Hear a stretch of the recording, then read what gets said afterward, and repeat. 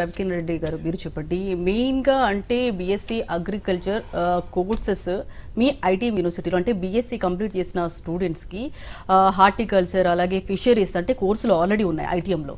So BSc complete చేసిన స్టూడెంట్స్కి ఈ కోర్సులు సెలెక్ట్ చేసుకుంటే ఎలాంటి యూజెస్ ఉన్నాయి, ఏం చెప్తారు దీనికి?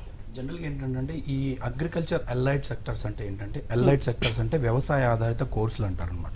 రైట్, ఇది బీఎస్సీ కంప్లీట్ కాదు, బీఎస్సీ కోర్సులతో పాటుగా డిఫరెంట్ స్ట్రీమ్స్ అనమాట. లైక్ అగ్రికల్చర్ అనేది ఒక చెట్టు అయితే దాని కింద ఉండే ఊడల్ లాంటివి అనమాట. రైట్, ఫస్ట్ మనం చూసినట్లయితే అగ్రికల్చర్ బీఎస్సీ ఒకవేళ చదువుకోవాలని అనుకున్న స్టూడెంట్స్కి ఏంటంటే అగ్రికల్చర్ జాయిన్ అవ్వచ్చు. లేదు ఒకవేళ అగ్రికల్చర్ కోర్సుకి మేమంత డబ్బులు కానీ లేకపోతే ఇంకొక అదర్ కారణాల వల్ల అగ్రికల్చర్ అలైడ్ సెక్టార్స్లో ఇంకా ఇంపార్టెన్స్ ఉన్న కోర్సులు వచ్చేసి మనకి హార్టికల్చర్, ఫిషరీస్, రైట్, తర్వాత ఫారెస్ట్రీ, తర్వాత మనకు వచ్చేసి ఫుడ్ టెక్నాలజీ, ఇలా డిఫరెంట్ కోర్సెస్ అనేవి ఉన్నాయన్నమాట. ఎందుకంటే ఇప్పుడు మనం జనరల్గా చూడాల్సింది అగ్రికల్చర్లో మనకి మెయిన్గా government jobs or private jobs. First of all government jobs చూసుకుంటే మనకి ఏముంటుందంటే ఆల్మోస్ట్ 30+ సెక్టర్స్ ఆఫ్ జాబ్స్ అనేవి ఉంటాయన్నమాట. Like agriculture officer, agriculture extension officer, food engineer, food inspector, field officer, field assistant, food corporation of India, seed corporation of India, food development officer, agri development officer, fisheries development officer, hearty development officer, ఇట్లా మనకి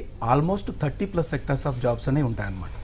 ఇలాంటి jobs కోసం అనేది agriculture ఫీల్డ్లో maximum students అనేవాళ్ళు చేయడానికి ప్రయత్నిస్తూ ఉంటారు. రైట్, ఇది కాకుండా హార్టికల్చర్ చూసుకుంటే అగ్రికల్చర్కి హార్టికల్చర్కి ఆల్మోస్ట్ 75 to 80% అనేది సిమిలర్గా ఉంటాయి అనమాట. ఏది గవర్నమెంట్ జాబ్స్ కానీ, సబ్జెక్ట్స్ కానీ, ప్రైవేట్ ప్లేస్మెంట్స్ కానీ.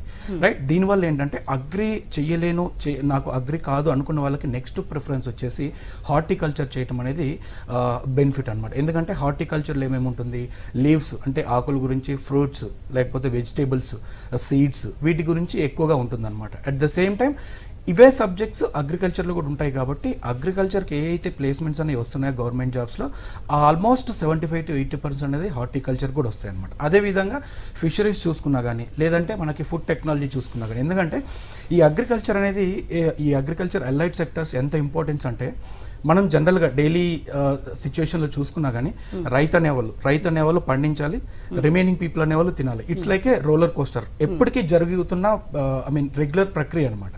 దీంట్లో ఏ కాన్సెప్ట్ మిస్ అయినా కానీ ఏంటంటే అది డిఫరెంట్ లెవెల్లో వెళ్ళిపోతుంది. కాబట్టి future is always for agriculture. ఎందుకంటే మీరు రీసెంట్గా జరిగిన కోవిడ్ సిచ్యువేషన్ చూసినా కానీ మెడికల్ ఫీల్డ్ ఆగలేదు, అగ్రికల్చర్ ఫీల్డ్ ఆగలేదు, at the same time online business field అనేది ఆగలేదు. అంటే ఈ 3 సెక్టర్స్ అనేవి ఇట్ ప్లేస్ ఏ మేజర్లోనే డైలీ లైఫ్ అనమాట.